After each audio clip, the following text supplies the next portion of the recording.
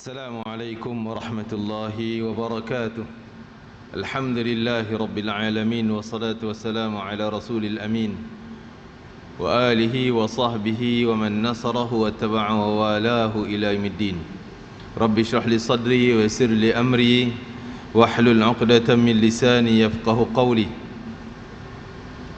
نوينا التعلم والتعليم والتذكر والتذكير والنفع والانتفاع والإفادة والاستفادة والحث على التمسك بكتاب الله وسنة رسول الله والدعاء إلى الهدى والدلالة على الخير ابتغاء مرضات الله وقربه وثوابه ومغفرة ورضوانه وحسن الخاتمة عند الموت ورفع درجة في الجنة ومرافقة سيدنا محمد صلى الله عليه وسلم وابتغاء شفاعة يوم القيامة على هذه النية وكل نية صالحة شاملة خيرات الدنيا والآخرة وإلى حضرة سيدنا محمد صلى الله عليه وسلم.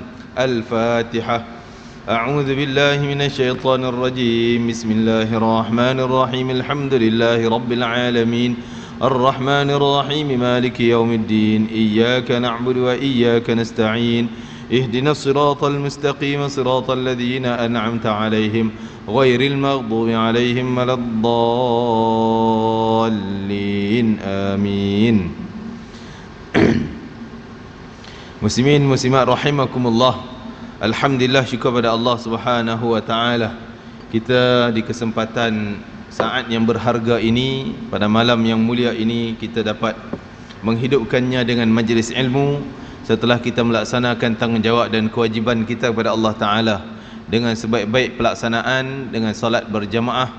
Mudah-mudahan dengan segala apa yang telah kita lakukan dan kita korbankan untuk Allah Ta'ala akan diterima di sisi Allah. Yang paling penting penilaian Allah, iaitu redanya, keredaan Allah yang kita harapkan di akhirat nanti. Dan mudah-mudahan dengan segala masa yang masih berbaki, hari-hari Sya'ban yang masih berbaki, beberapa hari sahaja lagi yang akan kita menantikan kedatangan sesuatu tetamu yang sangat istimewa, tetamu yang sangat agung, tetamu yang sangat dinanti-nantikan oleh orang yang mempunyai hati yang penuh dengan ketakwaan.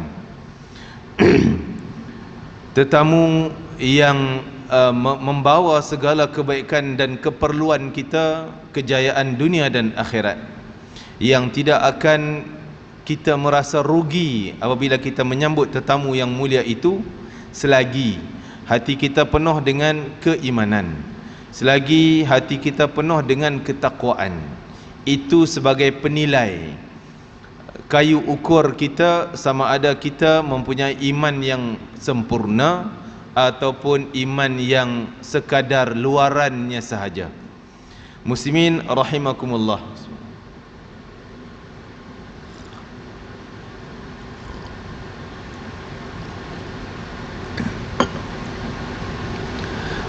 Kaum muslimin rahimakumullah.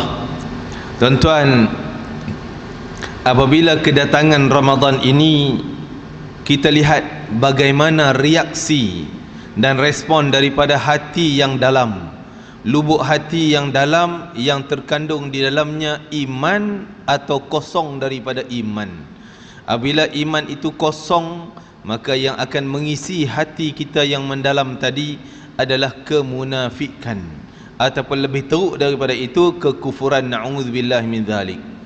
Kerana orang munafik juga melakonkan lakonan-lakonan amal mereka. Mereka juga salat, mereka juga berpakaian secara Islam, mereka juga cakap secara cakap-cakap orang Islam, tetapi dalam hati mereka penuh dengan kebencian, tidak minat kepada amal saleh, tidak suka dan tidak gembira dengan apa yang akan Allah berikan, kerana dia nampak hanya bebanan, dia nampak hanya susah, dia nampak hanyalah benda yang menyukarkan kehidupannya dan menghalang kebebasan hidupnya. Maka itulah orang munafik yang luarannya sahaja nampak cantik. Kita tengok tuan-tuan muslimin rahimakumullah, seperti didoakan oleh imam kita tadi, Allahumma barik lana fi Sya'ban wa ballighna Ramadan. walaupun kita berada di penghujung-penghujung Sya'ban yang berbaki lagi berapa hari, tapi kita masih memohon agar Allah beri peluang keberkatan Sya'ban, sehingga keberkatan Sya'ban ini menjadi bekal yang besar, menjadi tenaga yang hebat, tenaga dan power yang kita cas full dalam phone kita contohnya, sehingga kita bawa kepada bulan Ramadan. Kita minta ni, walaupun selangkah lagi, 2 langkah lagi nak masuk ke dalam Ramadan, kita minta, ya Allah tolonglah bagi aku sampai di bulan Ramadan, biarlah aku bawa bekalan yang kukuh, keimanan yang mantap untuk bertemu dengan tetamu yang hebat Ramadan ini. Tuan-tuan muslimin rahimakumullah, kita boleh nilai setahap mana iman kita, setahap mana kekuatan takwa kita, yang mana Allah Ta'ala sebut, wa may yu'azzim sya'airallah fa innaha min taqwal qulub. Barang siapa yang mengagungkan syiar Allah, tanda itu ketakwaan yang penuh dalam hatinya. Bergantung pada bagaimana kita mengagungkan sesuatu tersebut, syiar Allah. Apa syiar Allah? Syiar Allah adalah lambang-lambang kebesaran Islam. Contoh, kalau kita buat syiar Malaysia, apa dia syiar Malaysia? Iaitu lambang bendera jalur gemilang kita. Itu orang tengok bendera tu, orang tahu itu Malaysia. Itu syiar Malaysia. Lambang jatah dua harimau 2 ekor tu, kan? Orang tahu tengok lambang ni Malaysia. Agung, syiar Malaysia, orang tengok agung, orang tahu ini agung ataupun Malaysia, orang yang besar dalam Malaysia. Begitulah Perdana Menteri sebagai syiar Malaysia. Tapi syiar yang orang tengok dia, orang tahu ini Islam. Apa dia? Antaranya salat, azan yang berkaitan dengan salat. Orang tahu azan ni ada Islam, sehingga Nabi kata, kalau kamu masuk satu kampung dengar azan, tahulah bahawa itu ada orang Islam, jangan perang. Kaabah, Islam. Puasa Ramadan, tahu kalau puasa bulan Ramadan orang Islam lah tu. Jadi Ramadan juga merupakan syiar Allah, lambang kebesaran Islam. Begitu juga Nabi Muhammad sallallahu alaihi wasallam, Islam. Orang tahu nama Muhammad, mengagungkan Muhammad, Islam lah ni. Sejauh mana kita mengagungkan kebesaran-kebesaran Allah? Sejauh mana, tuan-tuan? Ada orang dia dengar nama, semayang lah, dia buat lebih kurang. Makanya pengagungan dia kepada solat hanya kadar, boleh kita kata 40%, 30%, atau lebih sikit 50%, lebih kurang macam tu je. Semayang lah, tak rasa kebesaran solat. Sehingga kita tengok bagaimana orang yang mengagungkan solat. Sayyidina Imam ataupun Sayyidina Ali Zainal Abidin bin Husain, cicit baginda Rasulullah SAW, apabila dilaungkan azan Allahu Akbar, Allahu Akbar, pucat lesu mukanya. Orang pelik, sehingga terkadang bila pertengahan azan, sehingga terkadang dia ambil wuduk separuh, dia pitam jatuh, ambil wuduk lagi, bangun ambil wuduk lagi. Orang hairan, kenapa ni azan je jadi pitam, azannya jadi takut, macam tak nak, macam gambaran orang nampak macam tak suka solat, dengar azannya malas jatuh pitam. Tak, sebenarnya yang berlaku pada dia apabila dia mendengarkan laungan Allahu Akbar, dia merasai, tahu tak kamu siapa yang panggil itu? Adalah Allah, itu laungan Allah. Allah panggil menghadapnya. Maka dia merasa satu kehebatan, keagungan, sehingga dia gerun nak jumpa Allah Ta'ala, sehingga pitam jatuh, pucat mukanya, kerana dia mengagungkan kebesaran salat. Sayyidina Ali karramallahu wajhah diceritakan, ataupun begitu juga sahabat seorang anak kepada Zubair bin Awam, adik pada Abdullah bin Zubair, lupa namanya. Dikatakan dia ketika nak dibedah, nak dipotong kakinya, kerana kakinya gangren, hitam, dah rosak, dan tabib pada zaman tu beritahu bahawa tak ada cara lain kecuali potong kaki dia. Maka zaman tak ada bius tuan-tuan. Macam mana nak potong? Maka ada orang bagi cadangan, minum arak bagi kamu mabuk dan potong kamu tak rasa sakit. Lepas tu taubatlah, tinggallah arak, minum untuk perubatan.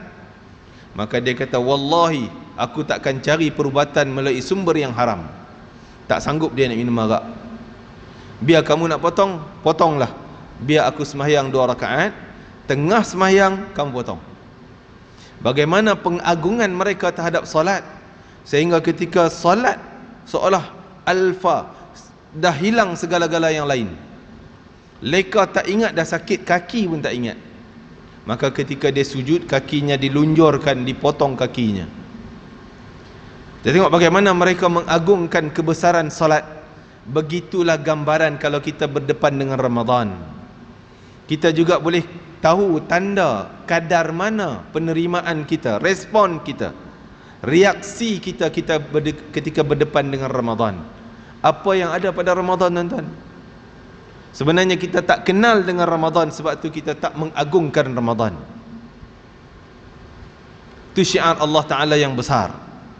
Kita tak kenal dengan Ramadan. Sedangkan Ramadan bukan membawa kepada kelaparan. Kita rasa lapar tak boleh makan 12 jam. Rugi je tak boleh makan 12 jam. Dia bukan bawa kelaparan. Tapi Ramadan membawa kepada keredaan Allah Ta'ala. Langkah kaki di bulan Ramadan saja Allah menantikan keampunan dosa. Tunggu dia minta, aku ampun. Ramadan membawa keampunan dosa. Terkadang ada dosa kita yang sekadar ambil wuduk pun dah terpadam. Terkadang dosa kita yang pekat sikit, ambil wuduk belum terpadam, kena sembahyang 2 rakaat baru terpadam dosa kita. Terkadang dosa kita dengan solat 2 rakaat pun belum mampu untuk padam sebenar-benarnya. Masih melekat lagi catatan dosa. Dengan bertaubat sungguh-sungguh sehingga meleleh air mata, baru dipadam dosanya. Terkadang ada dosa yang tak juga dengan cara demikian. Tunggu Jumaat ke Jumaat, Jumaat bertaubat, Jumaat depan bertaubat, baru Allah ampun dosa di antara 2 Jumaat tersebut. Terkadang ada dosa yang masih melekat, tak terpadam dengan Jumaat ke Jumaat. Tunggu Ramadan ke Ramadan yang akan datang, baru nak dipadamkan dosa kita. Ramadan datang membawa keampunan. Ramadan datang membawa kepada keredaan Allah. Nak bawa kepada kita pintu syurga mengalu-alukan kedatangan kita. Langkah masuk je, pintu syurga melambai-lambai. Sila-sila wahai fulan, kamu berpeluang. Sikit masa lagi kamu nak melalui aku. Ar-Rayyan mengatakan demikian. Itu Ramadan. Kalau kita benar-benar kenal Ramadan, sudah pasti kita sangat tamak dengan Ramadan. Sehingga para sahabat, kita tengok bagaimana tamaknya Rasulullah, tamaknya para sahabat Nabi SAW dengan kedatangan Ramadan. Nuh, ajarkan kita dah sejak Rejab lagi. 2 bulan nak langkah Ramadan, dah minta-minta. Malah sebagian ulama mengatakan, para sahabat bukan semenjak Rejab minta, malah sebelum-sebelum tu lagi duk sembang-sembang dah tentang Ramadan. Dah mengangan-angankan nak dapatkan Ramadan. Minta-minta supaya aku dapat melangkah masuk Ramadan. Minta-minta sehingga mereka rasa macam kalau tak dapat Ramadan tu tak ada nilai amal ibadah mereka. Tak ada manfaat kebajikan yang mereka lakukan di luar Ramadan. Karena bimbang kebajikan dilakukan di luar Ramadan, terselit di dalamnya riak, terselit takabbur, ujub, maka tak diampun dosa tersebut, terpadam pahala-pahalanya. Nak masuk Ramadan supaya benda tu terpadam semua. Semua tu latihan Ramadan. Ramadan datang untuk menghapuskan takabbur kita. Ramadan datang membawa bulan kesabaran, tuan-tuan. Sabar ni lah kunci kejayaan, kunci segala kejayaan. Maka tuan-tuan, kalau kita tak kenal Ramadan, maka kita kurang mengagungkan Ramadan. Sebab kita lebih kenal Syawal, kadang-kadang orang kata lebih kenal Syawal, seronok Syawal, pakai baju cantik, boleh makan sedap-sedap, boleh jalan ke sana kemari, tak ada halangan kita nak makan di siang hari. Kita kenal yang tu. Akhirnya kita lebih mengagungkan Syawal lebih daripada Ramadan. Tak salah kita nak meraihkan hari raya Aidilfitri, tapi jangan menenggelamkan keagungan Ramadan. Ini semua bergantung pada iman kita, tuan-tuan. Kata para ulama, orang yang berdepan dengan sesuatu yang istimewa ada terbagi pada 3 golongan. Sesuatu yang istimewa terbagi pada 3 golongan. Bagaimana perasaan dia? Ada 3 golongan. Seperti yang Nabi cerita kisah, Nabi duduk dalam majlis, ada 3 orang lelaki. Satu orang datang dalam majlis Nabi, terus cari mana tempat kosong ni, nak duduk dekat dengan Nabi. Datang duduk dekat dengan Nabi. Orang yang kedua, dia datang ada kosong depan ni, tapi dia malas, dia duduk ujung-ujung kat pintu tu, senang nak cabut keluar, senang nak lari balik, duduk ujung-ujung je lah, dengar je lah, dengar ujung-ujung itu, malas-malas nak masuk. Orang yang ketiga datang tengok, alamak ada majlis Nabi, ceramah Nabi, dia cabut balik, awal-awal lagi tak nak masuk. Begitulah 3 golongan ni kalau kita nak implementasikan dalam Ramadan. Kita bila berdepan dengan Ramadan, mungkin kita A atau B atau C. Nabi kata orang yang pertama tu, dia cari rahmat Allah sungguh-sungguh, bersungguh-sungguh cari rahmat Allah sehingga datang dekat dengan rahmat Allah, maka Allah curahkan sungguh-sungguh rahmat kepada dia. Dia mencari rahmat Allah. Orang yang kedua tu, yang ala duduk ujung-ujung je lah, malas nak datang dekat-dekat, maka Allah pun bagi rahmat yang ujung-ujung kat dia, yang bukanlah nak bagi sungguh-sungguh banyak-banyak pada, bagi yang lebih-lebih sakit-baki sikit je kat dia. Yang ketiga, tak nak langsung, lari daripada rahmat Allah, maka Allah juga lari rahmatnya daripada dia. Allah juga bawa lari, Allah juga tak curahkan rahmat kepada dia. Kita dengan Ramadan, bagaimana perasaan kita? Kalau datang Ramadan kita begitu gembira, seronok, menanti-nanti, menunggu-nunggu, siap dah berangan, aku Ramadan nak buat yang ni, nak buat yang ni. Macam-macam dia nak buat amal ibadah di bulan Ramadan. Maka orang ni orang yang mencari-cari rahmat Allah, yang Allah akan cari-cari rahmatnya dan curah rahmat kepada dia. Ada orang dengar, alamak puasa tak apalah, puasa je lah, siang tak boleh makan, tak makan je lah. Tapi matanya tak puasa, lidahnya tidak puasa, telinganya tidak puasa, buat lebih kurang je, orang tak makan je lah. Maka dia pun dapat sekadar-kadar tu je lah penghormatan dia pada Ramadan. Ada orang, na'udzubillah min zalik, berdepan dengan hati yang penuh dengan kebencian kepada Ramadan, kebencian pada syiar Allah, tak suka, tak minat. Alah, tak boleh makan pula siang, alah kacau punya kita punya program lah, kacau kita punya kerja lah, buat penat dia Ramadan ni. Begitu perasaannya, maka Allah lebih benci kepada dia, lebih berganda daripada apa yang dia benci pada syiar Allah. Dia benci pada syiar Allah, walaupun sikit, Allah lebih ganda benci pada dia. Allah lebih berat bencinya kepada dia, kerana dia benci kepada benda yang sangat istimewa. Tidak pernah ada peristiwa Nabi tidak suka pada suatu pemberian Allah yang sangat besar, sangat hebat. Nabi sangat gembira sekalipun dalam bentuk musibah. Kita tengok bagaimana para sahabat, mereka sangat gembira pemberian Allah sekalipun dalam bentuk musibah. Sayyidina, kita tengok dalam perang, kalau tengok dalam peperangan, Sayyidina Ja'far bin Abi Talib karramallahu wajhah radhiyallahu anhu, Ja'far bin Abi Talib, saudara kepada Sayyidina Ali bin Abi Talib, Aqil bin Abi Talib, saudara mereka. Ja'far bin At-Tayyar digelarnya. Apabila dia berdepan dengan kumpulan musuh dalam peperangan di Jordan, dia berdepan dengan penuh perasaan gembira, seronok, walaupun dia bersendirian membawa bendera panji Islam, sehingga dia dipotong tangan yang pegang bendera kanan, sambut tangan kiri pegang bendera, potong pula, kena potong tangan, tinggal saki-baki tangan dia, tinggal lengan je lah siku ni. Maka dua-dua tu masih mendakap bendera tersebut, tak lari daripada medan perang, gembira sehingga dia syahid. Ditikam badannya, dicincang sehingga 70 hingga 80 lubang, tikaman-tikaman luka yang pun menghinggap dalam badannya. Gembira, bangga. Sebab itu haram bagi orang Islam memandikan jenazah-jenazah orang yang mati syahid, kerana darah-darah mereka. Luka-luka itu barang perhiasan, benda-benda barang perhiasan, macam orang perempuan punya perhiasan, gelang lah, rantai lah, cincin dan sebagainya. Itu perhiasan di akhirat, bangga dia, bukan rasa berat, beban, tidak. Itu pemberian Allah. Dia nampak itu pemberian Allah. Itu tahap keimanan mereka. Bila berdepan dengan pemberian Allah, syiar Allah, maka mereka sanggup apa saja walaupun dalam bentuk musibah, yang penting Allah redha. Begitulah kita sepatutnya. Bila berdepan dengan Ramadan, kita kena rasa gembira.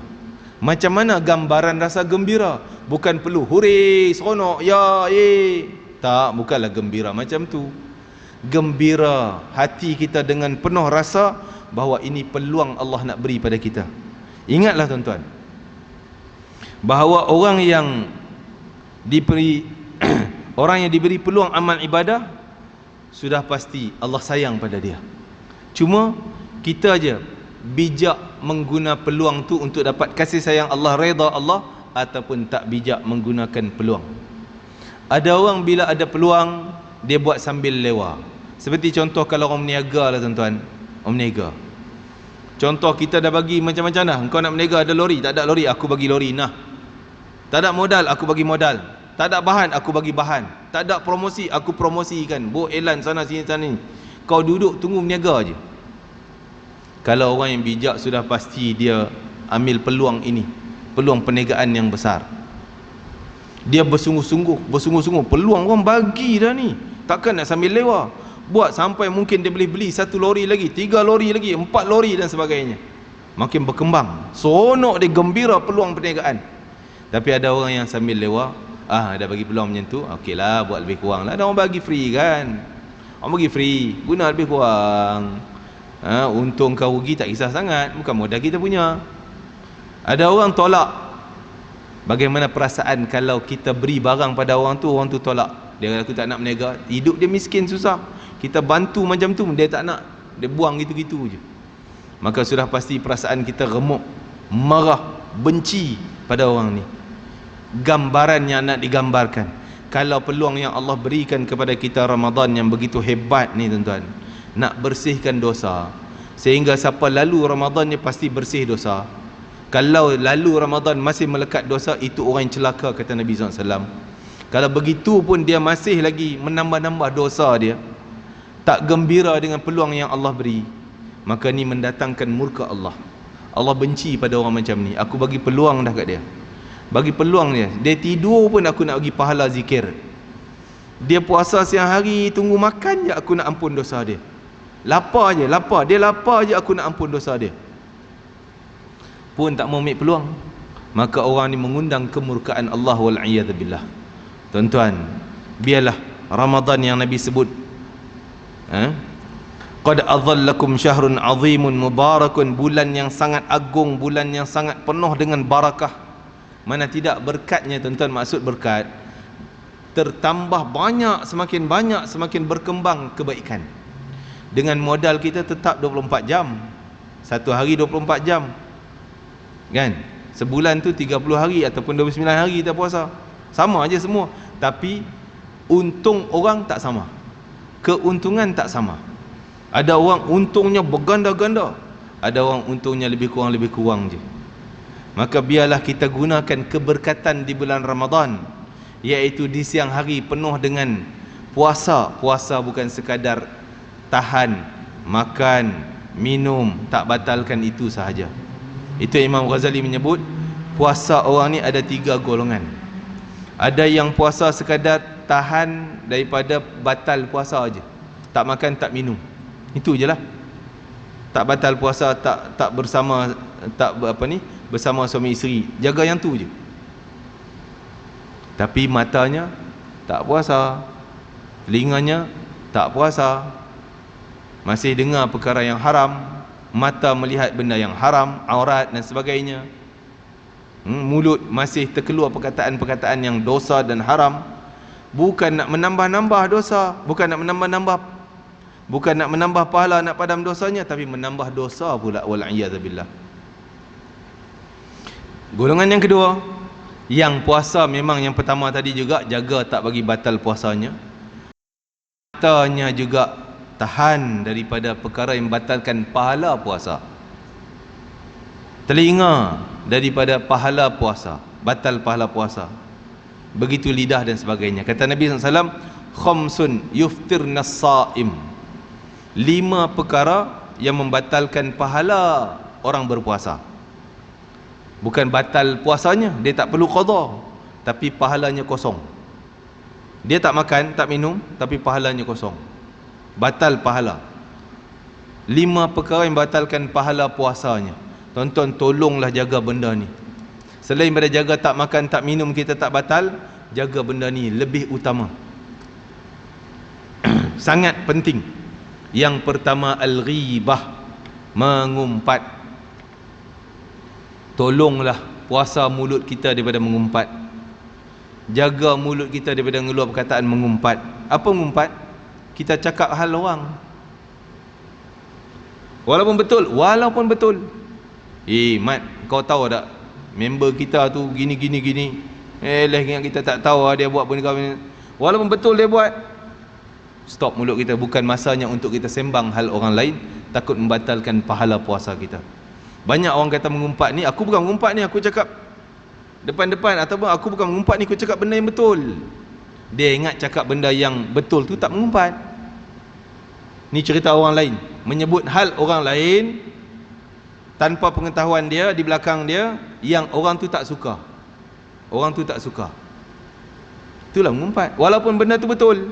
Kalau benda tu tak betul, kita pergi cerita, itu lebih dahsyat. Namanya buhtan, fitnah, tohmah. Sayyidina Aisyah radhiyallahu anha ditegur oleh Nabi SAW bila dia kata, cukuplah Safiyah macam tu. Safiyah tu madu dia lah, isteri Nabi yang lain. Aisyah kata, cukuplah balik rumah Safiyah tu yang gitu. Dia sebut tentang fizikal Safiyah yang agak rendah, tak macam orang Arab lain kan tinggi-tinggi. Maka Nabi terus tegur dia, wahai Aisyah, perkataan engkau ni kalau campak dalam laut, nescaya seluruh air muka bumi ni semua akan jadi hitam dan kotor, jijik dan busuk. Nabi marah perkataan ni. Walaupun betul, memang fizikal dia macam tu. Bukan benda tak betul. Ya, benda yang betul tu lah, tu jadinya mengumpat. Okey, 5 perkara tadi, mengumpat. Bohong yang kedua.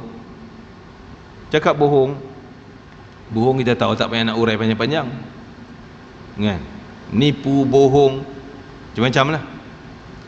Sumpah palsu, wallahi aku nampak, padahal tak nampak. An-nadharu bisyahawat, melihat perkara syahwat, melihat perkara dengan syahwat, tengok sehingga rangsang syahwat kita. Semua perkara tu membatalkan pahala puasa. Tapi jangan salah faham, orang kata, oh kalau batal dah usah batal saya dah cakap bohong tadi, batal saya dah tengok mata, tengok TV tadi, tengok skrin, tengok gambar lucah dan sebagainya, seronok ni, bersyahwat, batal tak apalah nak minum lagi tu. Jangan bodoh pula, dah batal pahala, batalkan puasa pula.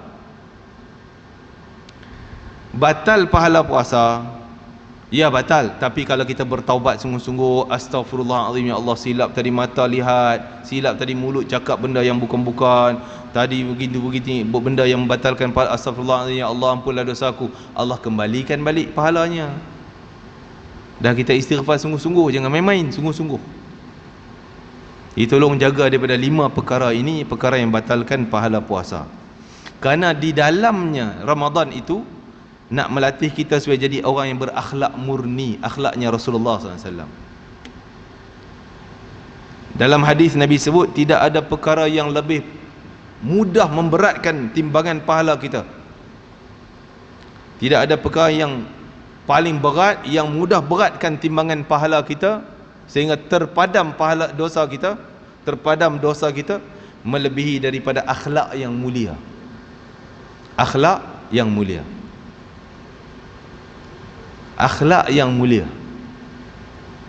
Maka datang Ramadan melatih kita supaya mengamalkan akhlak yang mulia. Akhlak kesabaran, akhlak jaga mulut, jangan cakap benda yang bukan-bukan, keluar perkataan maki hamun.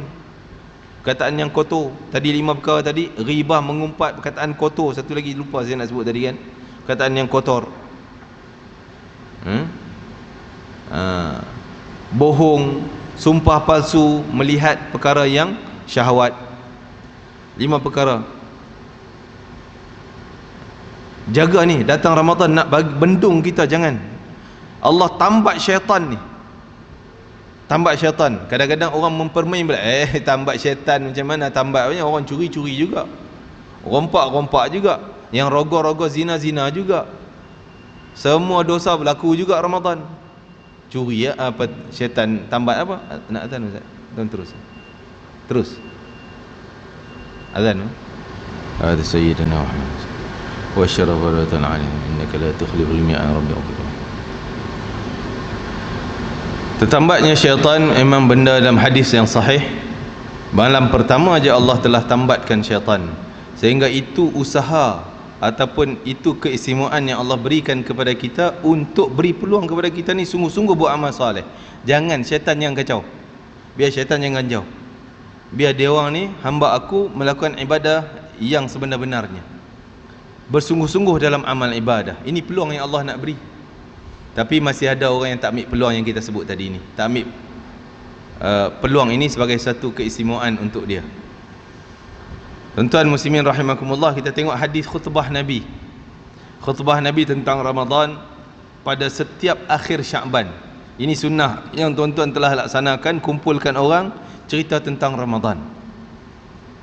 Nabi selama 9 tahun Nabi berpuasa Ramadan. Setiap sebelum Ramadan, Nabi kumpul para sahabat berkhutbah, cerita tentang Ramadan, keistimewaan, cerita hukum hakam dan sebagainya. Antara hadis Nabi yang saya baca secara ringkas walaupun panjang, Nabi sebut, wahai manusia sekalian, akan datang kepada kamu bulan yang sangat agung, yang penuh dengan keberkatan, bulan yang ada dalamnya iaitu satu malam yang lebih baik daripada 1000 malam, iaitu kita sebut sebagai Lailatul Qadar. Dan pada bulan tersebut Allah jadikan puasanya fardu. Qiyamul Lail pada malamnya adalah amalan yang sunat yang sangat dituntut. Dan barang siapa yang melangkah mendekatkan diri pada Allah Ta'ala dengan satu perkara kebaikan, walaupun perkara sunat, dibayar pahala seolah dia melakukan perkara yang fardu. Tuan-tuan, setiap amalan sunat dibayar pahala macam fardu. Tuan-tuan sedekah sunat dalam tabung masjid, macam tuan-tuan bayar zakat. Sembahyang sunat 2 rakaat macam sembahyang fardu 2 rakaat. Dan kalau sembahyang fardu pula ganda berapa? Satu sembahyang fardu, satu amalan fardu digandakan 70 kali ganda pahala. Berarti amalan sunat kalau nak banding dengan fardu 70 kali ganda. Kena buat 70 kali sunat baru sama pahala dengan fardu. Tapi di Ramadan sekali sunat cukup sama dengan pahala fardu. Buat fardu 70 kali ganda bayaran Allah. Allah bayar 70 kali ganda. Wa huwa syahrus sabri, bulan yang penuh dengan kesabaran, melatih kesabaran. Dan sabar itu tidak ada ganjaran yang tepat untuknya kecuali hanyalah syurga terus. Allah Ta'ala sebut dalam Quran, hanya saja disempurnakan pahala untuk orang yang bersabar adalah syurga tanpa hisab. Wa syahrul muasah, bulan yang penuh dengan keprihatinan, sifat lemah lembut, hati kita prihatin, kesian pada orang, buat jamu makan pada orang dan sebagainya. Bulan yang tertambah rezeki orang mukmin dalamnya. Dan barang siapa yang memberi jamuan makan kepada orang berbuka puasa, ketika berbuka puasa, kana maghfiratan lidzunubi, itu adalah jaminan Allah ampun segala dosanya. Jangan tuan-tuan, sebulan Ramadan tak ada langsung kita nak sponsor buka puasa orang. Ustaz, mungkin orang tu bolehlah sponsor orang beribu-ribu nak buka puasa kat masjid, tajaan 2,000, 5,000. Kami nak makan untuk diri sendiri pun tak upah nak lepas, macam mana nak sponsor orang? Ni juga soalan para sahabat. Para sahabat kata apa? Kalau siapa yang bagi makan pada orang buka puasa, Allah jamin ampun dosa. Rasulullah sebut, wa itqu raqabatihi minan nar, Allah lepaskan, padam namanya daripada neraka. Kalau nama dia tercatat dalam list ahli neraka, data ahli neraka, Allah padam. Allah padam kerana dia bagi makan pada orang yang buka puasa, jamu orang. Wa kana lahu, dia mendapat pahala orang yang berpuasa yang makan makanan yang dia sponsor tadi. Dia sponsor 1000 orang, dapat pahala puasa 1000 orang tu. Catat macam dia dah puasa 1000 orang, 1000 hari. Dia sponsor 100 orang, pahala dia dapat 100 orang pahala puasa. Bukan curi. Tak, orang tu kekal pahala dia. Kita yang sponsor dia makan, kita dapat pahala sebanyak orang yang makan. Qalu ya Rasulullah, ni persoalan sahabat tadi. Para sahabat kata, ya Rasulullah, taklah kesemua kami mampu nak sponsor orang buka puasa. Nak makan untuk diri sendiri pun tak cukup. Maka Rasulullah bersabda, yu'tillah hadha thawab, Allah bayar pahala macam tadi, pahala orang puasa tu, walaupun sekadar dia bagi sebiji tamar orang buka puasa. Tahu tamar, tuan-tuan? Tamar bukan macam temikai besar tu. Ni besar ibu jari ni je. Kita beli sekotak tamar tu jual kat Maidin RM10 je pun. 5 RM5 pun ada, kan? Tamar satu kotak tu kan RM10 tu, makan berapa orang? Boleh makan beratus orang. Kita bagi seorang sebatu biji tamar je, dapat pahala puasa dia. Dia dapat 200 orang buka puasa makan tamar yang kita sponsor, 200 pahala puasa kita dapat. Ataupun seteguk air. Ni tuan, tinggal seteguk lagi nak habiskan air ni, kan? Ataupun seteguk air. Kita bagi seteguk je. Di Mekah, di mana-mana je lah, cuma saya nampak pengalaman tu bawa cerita di Mekah. Bila buka puasa dia hampa saprah, kan? Saprah buka puasa tu, ada orang dia ambil gelas air zam-zam tu, gelas pakai buang tu, dia simpan. Saya pun heran, apa dia ambil gelas banyak-banyak ni? Nak makan berapa gelas langsung? Dia simpan dekat-dekat dengan nak azan maghrib, dia bangun, dia pergi tadah air zam-zam, dia edarkan pada orang. Gelas yang dia ambil sekarung panjang tu, tuan-tuan, gelas plastik tu, kan? Dia tadah, bagi plastik. Oh, rupanya dia nak ambil pahala ni. Apa modal dia, tuan-tuan? Gelas percuma, air zam-zam percuma, modal tenaga je. Ambil edar. Dia dapat pahala orang yang minum buka puasa tadi. Ataupun seteguk air susu. Wa huwa syahrun awwaluhu rahmah, kata Nabi SAW, bulan yang di awalnya dipenuhi dengan rahmat, pertengahannya dengan keampunan, akhirnya dengan pembebasan daripada api neraka. Barang siapa yang beri kelonggaran, keringanan kepada orang pekerja di bawahnya, orang-orang yang bekerja di bawahnya diberi kelonggaran. Kadang-kadang kita beri kelonggaran macam mana? Contohnya, biasa balik pukul 5 baru kena balik, kita bagilah pukul 4. Niat kita nak bagi kelonggaran sikit, niat ada, maka Allah mengampuni dosanya, membebaskan dia daripada api neraka. Dan perbanyakkanlah di bulan Ramadan 4 zikir ni. Ini penting sangat, tuan-tuan. Zikir yang jarang diamalkan, iaitu 2 daripada 4 tadi ni, kalau kamu sebut-sebut dapat redha Allah. Dan 2 lagi iaitu menguntungkan kamu di hari akhirat. Iaitu apa dia 4 ni? Asyhadu an la ilaha illallah. Asyhadu an la ilaha illallah, semua boleh sebut, semua boleh hafal. Astaghfirullah yang kedua.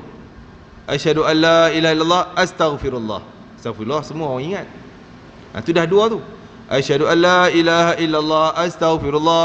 2 lagi, nas'alukal jannata wa na'udzubika minan nar. Kami minta syurga, jauh daripada neraka. Nas'alukal jannata wa na'udzubika minan nar. Gabungkan 4 ni. Asyhadu an la ilaha illallah, astaghfirullah, nas'alukal jannata wa na'udzubika minan nar. Boleh kita nak baca cara gabungan 4, ataupun nak cara tak gabung pun tak apa. Asyhadu an la ilaha illallah, asyhadu an la ilaha illallah, asyhadu an la ilaha illallah, astaghfirullah, astaghfirullah, astaghfirullah, nas'alukal jannata wa na'udzubika minan nar. Asyhadu, ulang berkali-kali. Maka siapa yang mengamalkan zikir ni, pasti Allah beri keampunan, Allah redha dia, dan Allah selamatkan dia daripada api neraka. Tuan-tuan muslimin rahimakumullah, terakhir saya nak sebut satu kisah di zaman Nabi SAW. Ada 2 orang lelaki yang masuk Islam. Seorangnya pergi jihad di jalan Allah dan syahid, mati syahid. Tak sempat Ramadan dalam hayat hidup dia tak sempat jumpa Ramadan pun. Dia masuk Islam, tak lama dia pergi jihad, mati syahid. Ada seorang lagi pula, saudara dia masuk Islam, tak sempat pergi jihad, ada urusan sehingga dia tak pergi jihad perang, dia tak syahid lah. Tapi dia jumpa dengan Ramadan, dia sempat puasa sebulan Ramadan, lepas itu dia meninggal. Tamat Ramadan dia meninggal. Maka dua orang sahabat ni, ada kawan mereka yang masih hidup, sangat sayang, dia bermimpi malamnya. Dia mimpi jumpa dua orang ni, satu jenazah yang mati syahid, satu jenazah yang jumpa Ramadan tak sempat mati syahid. Maka Allah perintahkan malaikat bawa mereka ke dalam syurga, tapi bawa yang pertama dulu masuk syurga. Dia yang mimpi ni nanti siapa yang pertama ni, yang mati syahid tu. Maka akhirnya diperintahkan malaikat bawa jenazah yang jumpa Ramadan tak mati syahid tu, bawa dia ke dalam syurga. Lama setelah tu barulah yang mati syahid dalam syurga. Terkejut dia daripada tidur, tanya sahabat-sahabat, bincang, kenapa ni? Kenapa ni tak mati syahid tapi masuk syurga dulu? Yang ni kemudian, yang ni. Maka bila tanya pada Nabi, Nabi kata, bukankah dia sempat puasa Ramadan? Yang ni tak sempat. Bukankah dia sempat i'tikaf dalam Ramadan? Yang ni tak sempat. Bukankah dia sempat berbuka puasa dan jamu orang makan buka puasa Ramadan? Yang ni tak sempat. Maka keistimewaan dalam Ramadan itu sangat agung, sangat hebat, sehingga darajat kita tuan-tuan dalam syurga, kita ni orang mukmin, orang Islam, darajat dalam syurga ni juga tergantung kepada berapa kali Ramadan yang dia jumpa, berapa amal Ramadan yang dia dapat buat. Contoh katalah orang ni umurnya mati umur 17, yang ni 18, dia jumpa Ramadan lebih banyak, darajatnya mungkin lebih tinggi daripada orang yang 17 tadi, sebab dia lebih Ramadannya. Itu pun kalau Ramadan yang sungguh-sungguh lah.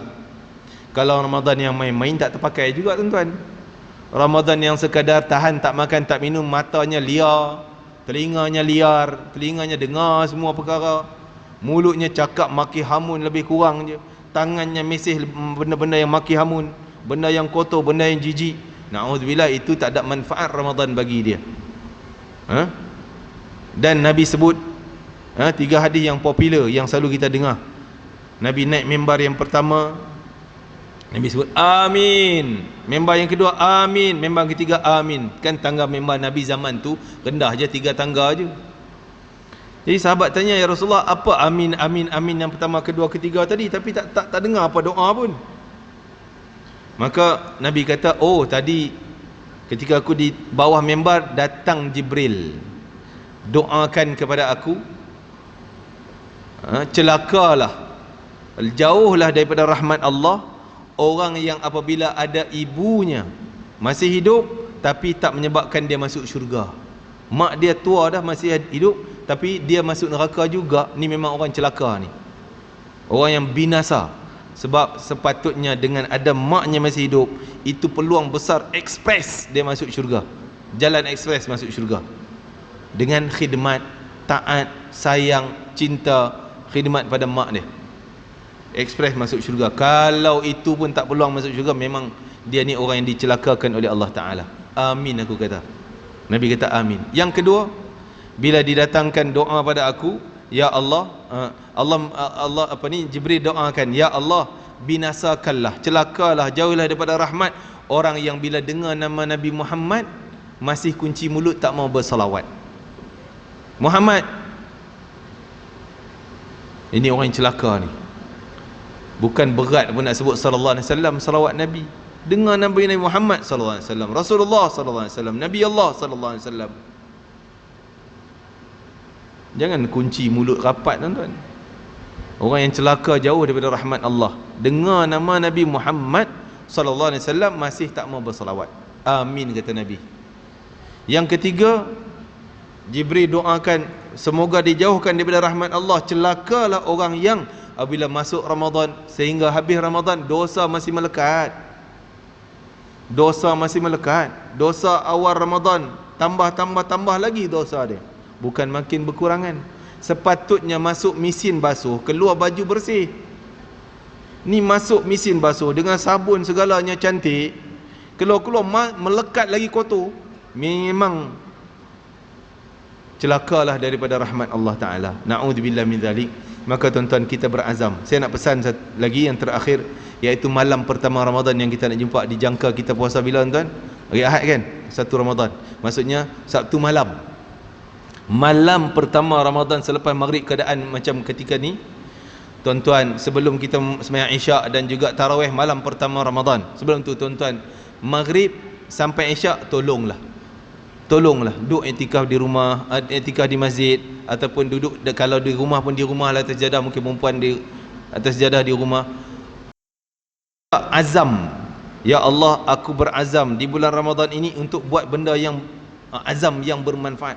Nak khatam Al-Quran sebanyaknya, nak berpuasa dengan sebenar-benar puasa yang kau redai ya Allah, nak melakukan segala-gala kebaikan seperti mana yang dianjurkan oleh Nabi-Mu ya Allah, nak bertaubat dengan sungguh-sungguh sehingga terpadam segala dosaku ya Allah. Sehingga para ulama menganjurkan kita pada malam pertama ni, bukan, memang tak ada dalam hadis Nabi, tapi amalan ulama, anjuran ulama. Kalau kita boleh buat silakan, tak salah. Kalau tak nak buat pun tak apa, iaitu baca Inna Fatahna, surah apa? Al-Fathi.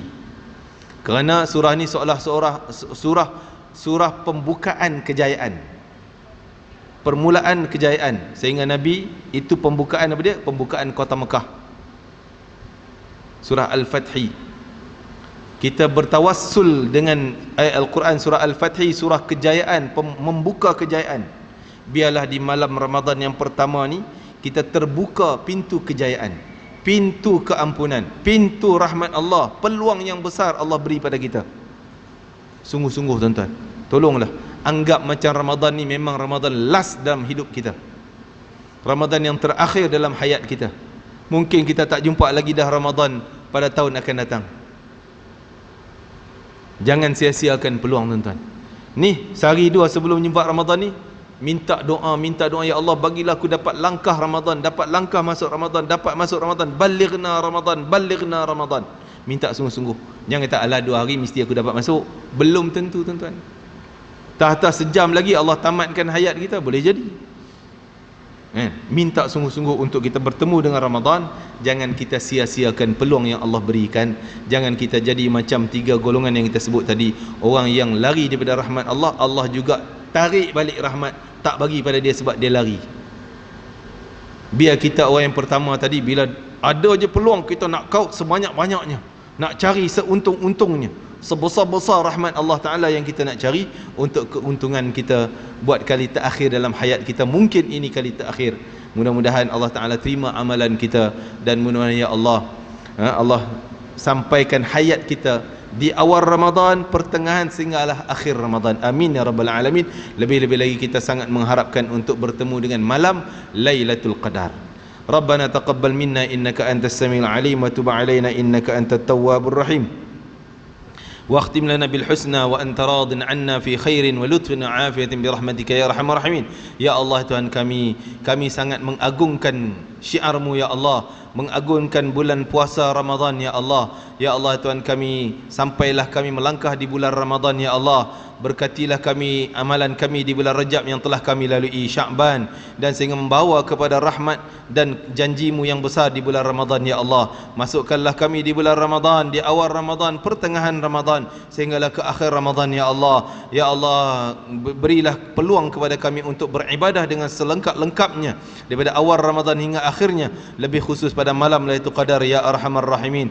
Ya Allah Tuhan kami, jangan kau haramkan segala anugerahmu di bulan Ramadan seperti kau haramkan kepada orang-orang munafikin ya Arhamar Rahimin. Ya Allah, berilah anugerahmu yang besar pada bulan Ramadan kepada diri kami seperti mana kau telah berikan kepada hamba-hambamu yang saleh ya Arhamar Rahimin. Ya Allah Tuhan kami, tidak ada daya dan tidak ada upaya dari kami kecuali takdir darimu ya Allah, kecuali taufik darimu ya Allah, hidayah darimu yang kami harapkan ya Allah, petunjuk darimu ya Allah, sehingga kami ringan untuk melakukan amal ibadah sepanjang bulan Ramadan ya Allah. Ringankanlah bebanan-bebanan dosa kami ya Allah, hapuskanlah bebanan-bebanan dosa kami ya Allah, sehingga kami mampu untuk melakukan amal-amal yang sesempurnanya di bulan Ramadan yang akan datang ini ya Arhamar Rahimin. Ya Allah ya Akramal Akramin. Rabbana taqabbal minna innaka antas samiul alim wa tub alaina innaka antat tawwab التواب الرحيم. ربنا تقبل منا إنك أنت السميع العليم وتب علينا إنك أنت التواب الرحيم واختنا بالحسنى وأنت راض عنا في خير ولطف عافية برحمتك يا أرحم الراحمين. وصلى الله على سيدنا محمد وعلى آله وصحبه وسلم والحمد لله رب العالمين. تقبل الله منكم منا منكم تقبل يا كريم. السلام عليكم ورحمة الله وبركاته.